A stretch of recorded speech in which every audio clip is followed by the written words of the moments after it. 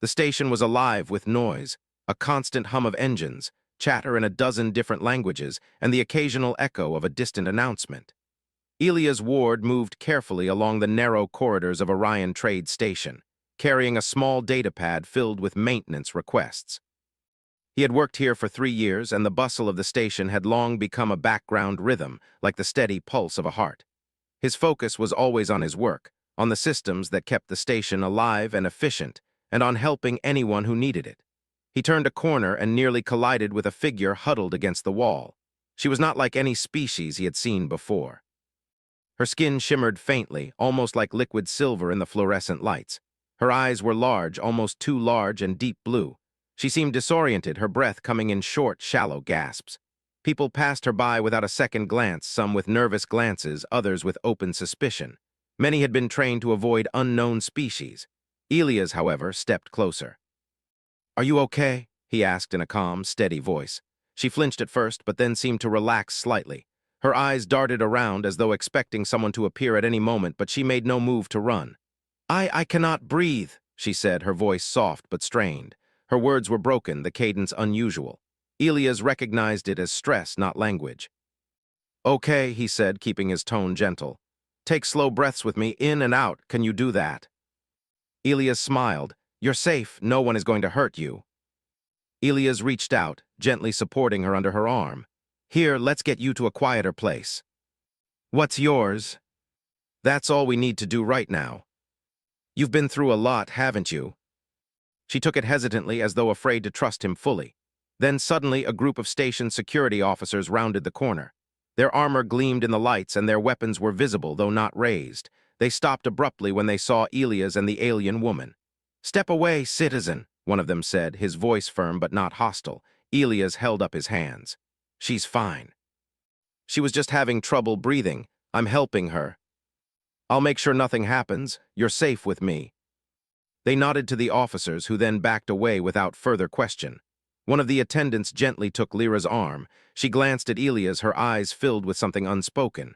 Gratitude, awe, and a quiet wonder. Elias smiled and gave a small nod. "Take care," he said. "Be safe."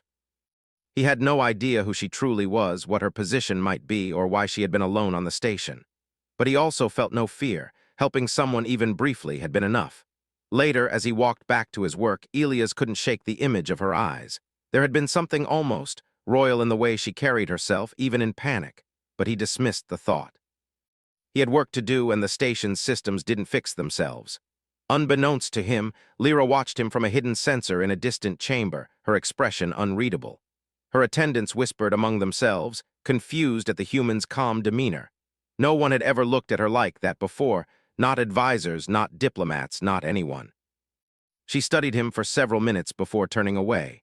Somewhere deep inside, she felt a spark of hope, something she had not felt in years.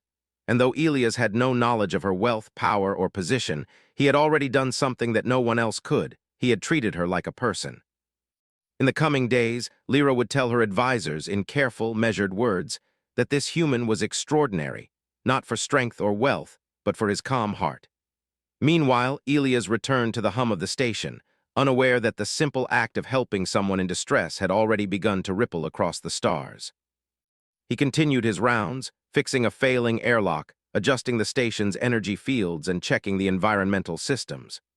The normal bustle of the station surrounded him, but he carried with him a quiet satisfaction, the knowledge that sometimes the smallest actions, patience, calmness, and empathy, were the most important of all.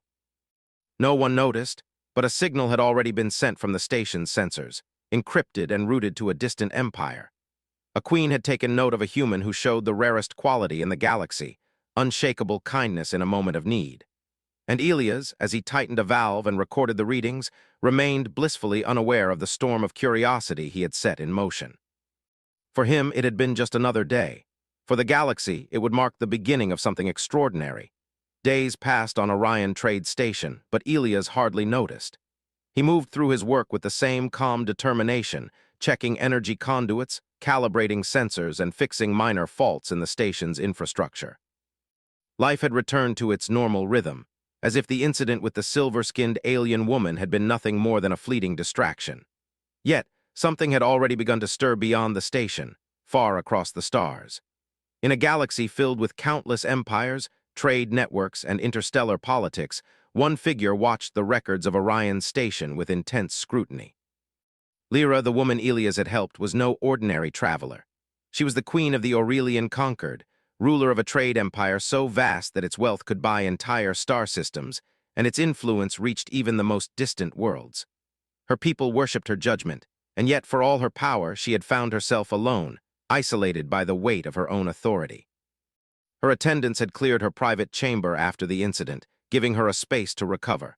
But even in safety, her mind returned repeatedly to the human who had treated her as though she were no more important than anyone else. He had not stared at her with awe or fear, nor had he sought to gain advantage or impress her. He had simply helped. That simple act, so ordinary in a human, had caused a ripple in her mind that she could not ignore. She summoned her closest advisors to discuss what had happened. They hovered near her throne, speaking in hushed, cautious tones. "Your Majesty," one of them said, "the human you aided, he is insignificant. He comes from a small, young world called Earth. His species has no standing in the Conquered, and yet he touched you. Empathy is rare." For decades, she had been surrounded by advisors, generals, and diplomats, each one skilled in politics and strategy, yet none had ever impressed her with a simple act of humanity. None had seen her, not as a queen, not as a ruler, but as a person. "Find him," she said suddenly, her voice firm but controlled. "I want to know everything about him." "Do not frighten him," she added. "Observe him, learn what makes him human." They studied his interactions with others. The calm way he spoke to his colleagues, the patience he displayed with frustrated technicians, the quiet diligence with which he handled each task. The agents had expected to see ambition, cunning, or greed. Instead, they found honesty, reliability, and steady kindness. Elias helped his coworkers without expecting thanks. He solved problems with careful thought. When given an opportunity to take credit, he deferred it to others. Each observation only strengthened the Queen's fascination. Meanwhile, Elias went about his daily life, completely unaware that he was being watched. The station's trade hub was busy, filled with species from countless worlds. He greeted each person politely, fixed small problems, and never took offense at rudeness or impatience. For him, this was simply how one treated others, with calmness and respect. One afternoon, as he was repairing a malfunctioning docking clamp, he noticed a small group of engineers struggling to recalibrate a generator. Without hesitation, he stepped over and offered guidance, showing them a simpler way to balance the energy flow. The engineers were astonished, not because he had fixed the problem, but because he had done so without seeking recognition. From her private chamber, Lyra observed the recording of this event. She leaned forward in her seat, her fingers tapping lightly on the armrest. "No one in the Conquered has ever behaved like this," she murmured. "Not one person, not an official, not a diplomat, not even my advisors. And yet, he is only human. He has more than potential. He has understanding. He can see the world without the distortion of fear, ambition, or desire for control. He is pure in his calmness." He returned home to his small quarters, ate simple meals, and slept soundly. For him, life was predictable and peaceful. For Lyra, life had just been disrupted by a human whose actions she could neither ignore nor forget. Her curiosity grew. She ordered more discreet monitoring. She wanted to know what motivated him. Why was he so patient? Why did he treat others with such fairness? Why did he remain calm even in stressful situations? No one could answer these questions, not even the most skilled advisors in the Conquered. In one observation, they saw Elias helping a small alien child who had wandered too close to a loading dock. The child was crying, frightened by the moving cargo ships. Elias knelt, speaking softly, using gestures and simple words to calm the child. When the child smiled, Elias smiled back, then stood and continued his work, leaving the child safely with a nearby guardian. The agents watching recorded everything, sending reports back to Lyra. Each act, though small, painted a picture of a man whose character seemed almost impossible for a species so young and relatively weak. She began to consider the implications. A species with such calmness and resilience could be a powerful ally, not through conquest or weapons, but through influence and trust. And yet, Elias did not seek power. He did not crave recognition. He did not even seem aware that his actions were being observed by a ruler of unimaginable wealth and authority. Lyra felt a strange mixture of admiration and frustration. She had access to resources beyond measure, fleets that could control entire star systems, and knowledge that spanned centuries. And yet here was a human who, without access to any of these things, displayed a quality she had never seen in the galaxy. Her advisors noticed the change in her demeanor. "Your Majesty," one said carefully, "you are unusually focused on this human. Is there reason for concern?" He repaired a broken water filtration system, assisted in recalibrating a medical scanner, and helped a delivery crew reroute a shipment that had gone astray. Each act was ordinary to him, yet extraordinary to anyone watching from Lyra's perspective. One evening, as he rested in his quarters, he received a small message from the station command. It was a routine update about system maintenance schedules, nothing unusual. Yet unbeknownst to him, one of Lyra's agents had slipped into the communication network to ensure the message reached him promptly. Small touches like this would gradually begin to bring him into the Queen's orbit without him realizing it. Lyra sat in her private chamber, watching the data flow. "I must see him in person," she said softly. "But not yet, he is too unguarded. I must wait until he is ready." In the heart of a crowded station, he had shown her that humanity had qualities the galaxy had long underestimated. And somewhere far away, across countless light years, Elias slept peacefully, completely unaware that his simple act of kindness had set in motion a chain of events that would reach the highest levels of interstellar power. The galaxy was about to notice Earth, not for its technology, not for its fleets, not for its influence, but for the quiet strength of its people, beginning with one calm man named Elias Ward. Elias' life continued in its usual rhythm on Orion Trade Station, unaware that it had become the center of quiet attention across the galaxy. He repaired malfunctioning systems, assisted crews with their technical problems, and occasionally offered calm guidance to those who struggled. To him, life was about helping where he could and completing his tasks as best as possible. He never sought recognition, nor did he expect anyone to notice. Meanwhile, the Aurelian Concord's observation team sent detailed reports to Queen Lyra. She had spent countless hours reviewing every action he took, every interaction he had with his peers, and every decision he made. For the Queen, who had commanded fleets and managed trade networks across thousands of star systems, Elias' behavior was astonishing.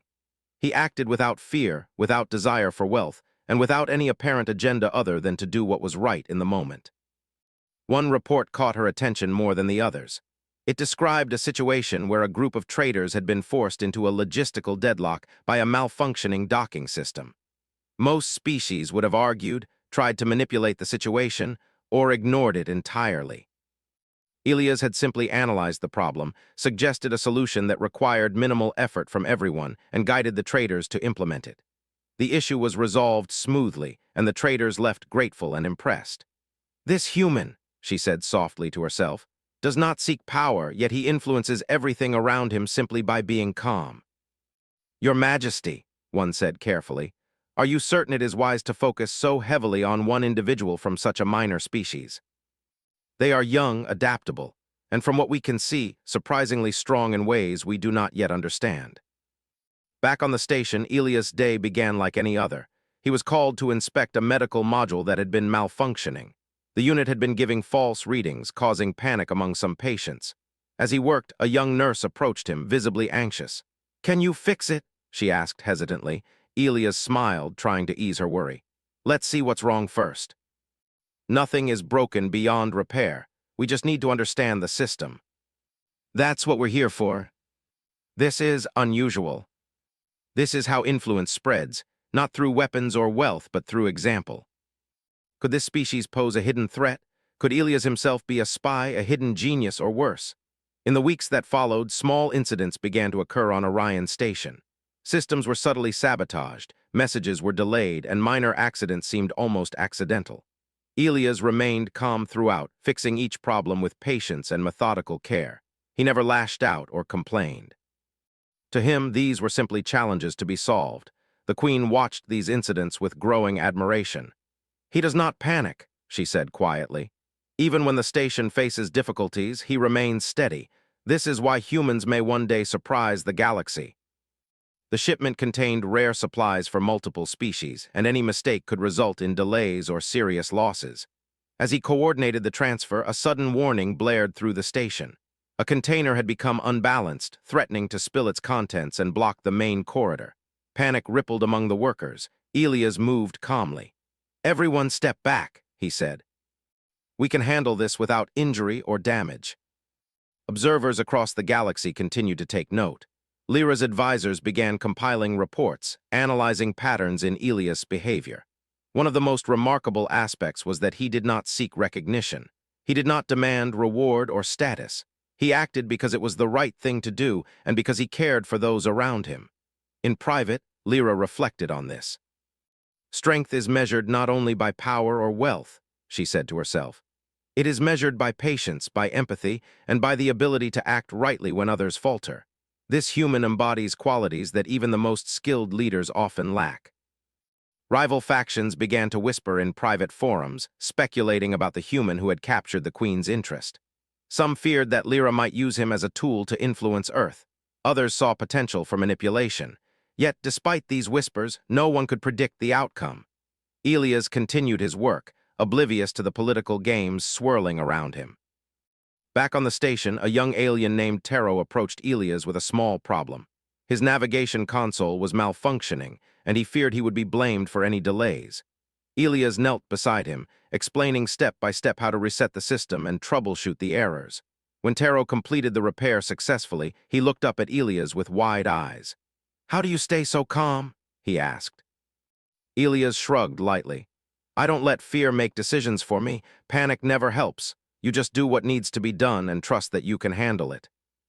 They noticed how humans, even those from small and seemingly insignificant worlds, could inspire trust and cooperation. They began to report not only Elias' actions, but also the subtle changes in those around him.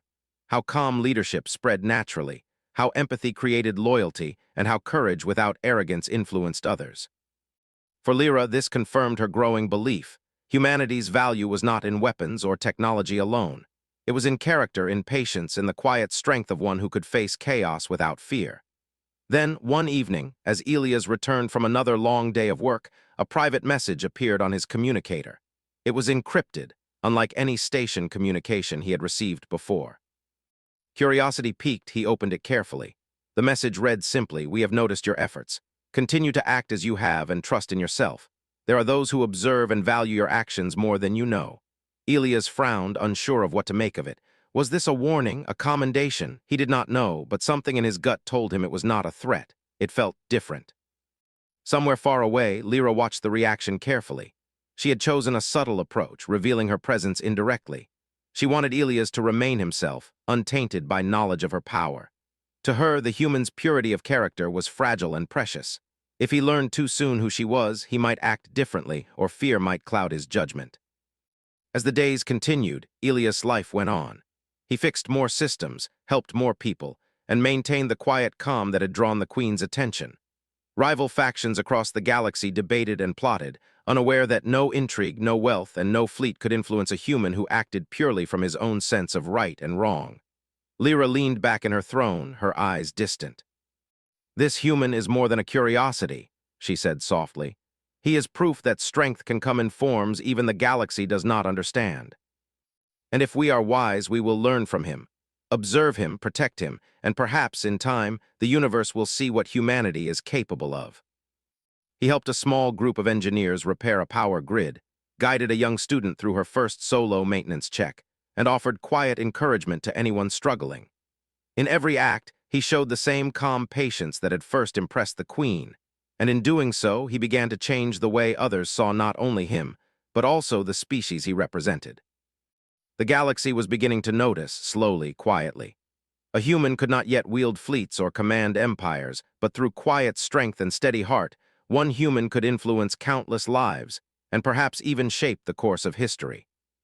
And in a distant throne room, Lyra smiled faintly, knowing that one calm man had already begun to change her world, even if he did not yet know it himself. Elias woke to the soft hum of Orion Station, the familiar vibration of engines beneath his feet comforting him as he prepared for another day. The corridors were alive with merchants, travelers, and crew, all moving with purpose. To most, the station was simply a hub of commerce and maintenance. To Elias, it was a place where he could help people and keep systems running smoothly. His life was quiet, predictable, and satisfying, Yet beneath the calm surface, forces far beyond his understanding were stirring.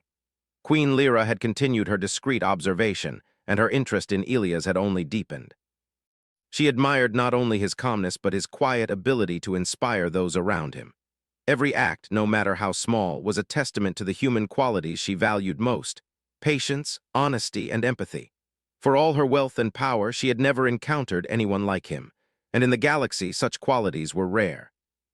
Meanwhile, rival factions had begun to notice the unusual attention the Queen was paying to a human.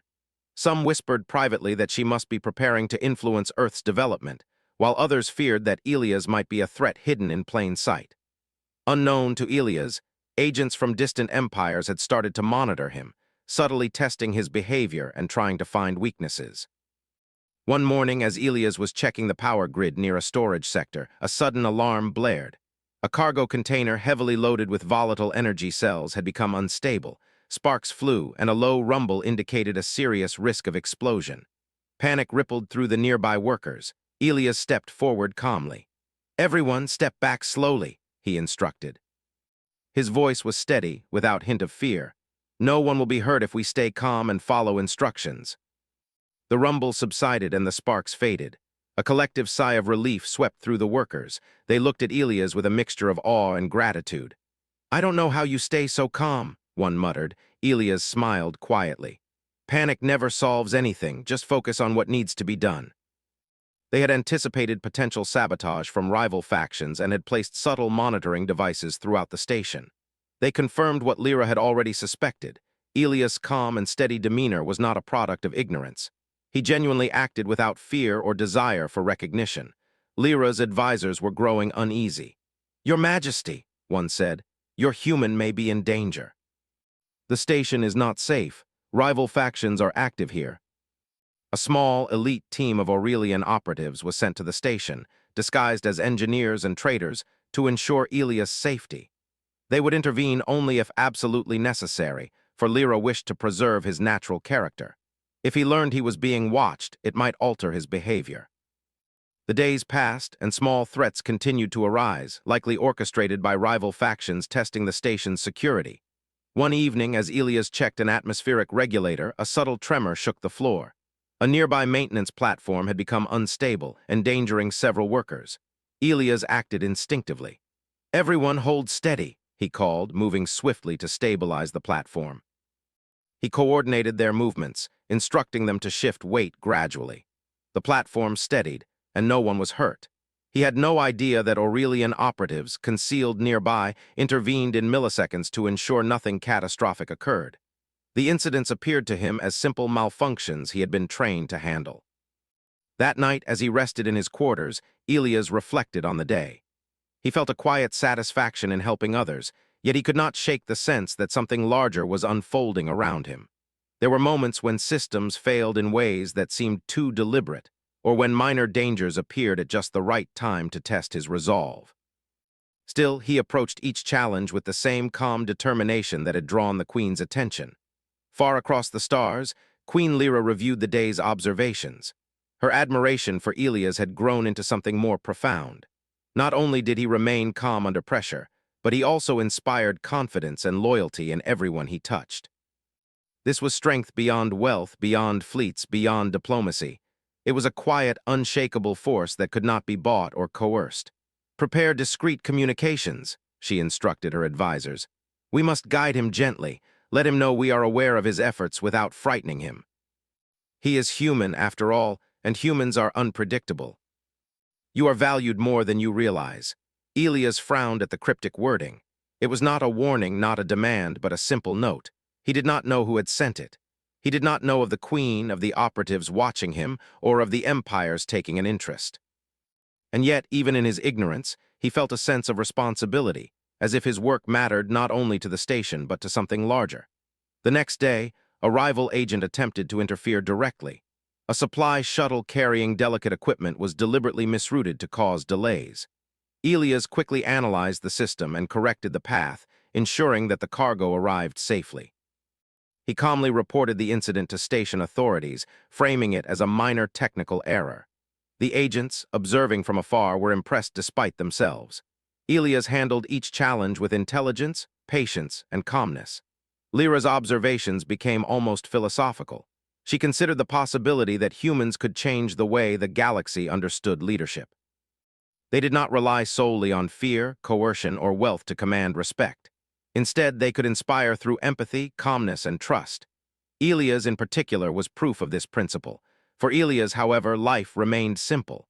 He continued repairing systems, assisting colleagues, and responding to emergencies as they arose. Each day brought new challenges, yet he faced them without complaint, without pride, and without expectation of reward. One evening, as he walked through the station's corridors, he noticed a young alien technician struggling with a complex navigation system. The technician's hands trembled and panic threatened to take over. Elias approached calmly. "Let's take this one step at a time," he said. "Show me where the problem starts." "I just showed you the path." The Aurelian operatives intervened without Elias ever noticing. Containers were stabilized just in time, alarms were muted, and critical failures were prevented. To Elias, it all appeared as ordinary maintenance and emergency response. The Queen's strategy was precise: protect him, observe him, but never interfere directly. She wanted to see how humanity acted under pressure, unaltered by knowledge of power or wealth. She wanted the truth of character, untainted by fear or awe. By the end of the week, Elias had faced multiple incidents, some technical, some deliberate, but he remained calm throughout. Each success, each moment of steady judgment reinforced the Queen's belief in humanity's potential. Even her advisors, once skeptical, began to recognize that this human's actions were exceptional. "Your Majesty," one said carefully, "it seems his influence spreads without his knowing. Others trust him instinctively. He demonstrates all three without even realizing it." For the first time, a small thought crossed his mind. Perhaps his work mattered beyond the station. But he did not know how or why. He did not know of Lyra, of the operatives, or of the empires watching him. He only knew that helping others and acting correctly was the right way to live. Somewhere far away in the quiet of her private chambers, Queen Lyra smiled faintly. The galaxy was dangerous, full of politics, greed, and rivalry, yet this human navigated it all with calmness, integrity, and courage. Perhaps, she thought, humanity's greatest weapon was not fleets, not technology, not wealth. It was character itself. And one calm, steady human had already begun to prove it. Elias walked through the bustling corridors of Orion Trade Station, unaware that this day would change everything. For months, he had gone about his work calmly, quietly helping those around him, facing technical challenges, and maintaining order in the chaos of the station. He had no desire for recognition, no thought of wealth or status, and no idea that a queen across the galaxy had been observing him, fascinated by his patience, courage, and integrity. Today, however, subtle changes were in the air. Small adjustments had been made to the station's systems overnight, nothing dangerous, only improvements. A subtle signal led him to a private terminal with an encrypted message. When he opened it, he saw a simple line of text. "You are invited. No fear, no obligation. Only come if you wish to understand more." He didn't know why, but a quiet curiosity stirred within him. At the same time, across light years, Queen Lyra prepared for a rare event. She had arranged a private meeting with Elias, carefully designed to reveal her identity gradually and without fear. She had been patient for months, observing him, learning his character, and ensuring he remained unchanged by knowledge of her power. She wanted him to see the truth of humanity reflected in himself before revealing hers. A small Aurelian vessel docked discreetly at the station, unseen by the general public. A single shuttle was sent, bearing a simple message: "Follow us, trust only your judgment." He was guided through a quiet corridor, past areas of the station usually closed to the public. He noticed nothing unusual, only that the path was strangely serene, almost removed from the usual chaos. His mind, calm and methodical, wondered why such care had been taken. Finally, he entered a room that was unlike anything he had ever seen. Light shimmered from the walls, soft and warm, casting gentle reflections across polished surfaces. And there, seated in the center, was a figure whose presence commanded attention. "Elias Ward," the figure said, her voice calm but powerful, "you have been observed for some time." Who are you?" he asked, his voice steady despite the awe he felt. "I am Lyra, Queen of the Aurelian Conquered," she said. She did not wear a crown or display jewels. Her authority came from her bearing, her calm voice, and the aura of experience and power that surrounded her. "I have watched your actions for months." I have seen how you respond to challenge, how you help others, and how you remain calm under pressure. I don't understand why you would notice me, he said. I'm just doing my work. That's all I know how to do. He had never sought to impress anyone, yet here he was, recognized by one of the most powerful beings in the galaxy. Still, he remained the same, curious, calm, and unafraid. Lyra gestured for him to sit. You must understand something, she said. The galaxy often judges strength by weapons, fleets, and wealth, but true strength lies in character. And you, human, exemplify that strength. And you have shown qualities that even my advisors cannot match. Your species is young, but it has potential. Not through conquest, not through fleets, not through technology, but through integrity, cooperation, and quiet courage. You, Elia's ward, have shown me what humans are capable of. And yet here he was, recognized not for wealth or power, but for human character itself. You have protected and helped countless people without fear or expectation, Lyra said. And now humanity will gain an ally it has never had before. The Aurelian Conquered stands ready to support your world, not because we demand loyalty, but because we respect the potential we see in you and your species. Power often corrupts, desire often blinds. You, however, have remained true to your principles. That is rare and valuable, and now your world will benefit from your example whether you seek it or not. Your people will have the opportunity to grow, trade, and explore without fear of being dominated or exploited. And this has been made possible by one calm human, by you. Perhaps humanity could live up to the trust placed in them, guided not by power alone, but by integrity and cooperation. Lyra turned to him, her expression softening. You will not be alone. I will continue to observe and guide when necessary, but I do not intend to interfere with who you are. You have already proven that humanity's strength lies in character, not in fear or intimidation. For you have already demonstrated that one calm, steady person can influence the course of events more than fleets or empires ever could. They were no longer seen as weak, insignificant, or inexperienced. They were recognized as a species capable of calm judgment, cooperation, and integrity, qualities that could shape alliances and influence even the wealthiest and most powerful civilizations. Elias returned to his work at the station, unaware of the full scope of change he had inspired. He continued to repair systems, help colleagues, and respond calmly to emergencies. Yet now there was a quiet recognition, subtle but undeniable, in the way people treated him. He was a leader, not because he sought it, but because he had earned trust through his actions. Queen Lyra continued to observe him, pleased with the results. She had wealth beyond measure, power beyond comprehension, yet she had never valued these things more than the quiet strength of one human. In him, she saw the potential of an entire species, a species that could rise not through domination, but through character. And in the heart of Orion Station, Elia's ward remained the same calm, steady man who had first helped a struggling alien woman without fear, without expectation, and without knowing the vast consequences of his actions. Humanity had gained a powerful ally, the galaxy had witnessed a new standard of strength, and one quiet human had proven that integrity, patience, and calm courage could change the course of the stars. The universe had shifted, not through war or wealth, but through the example of one ordinary man who acted with extraordinary humanity.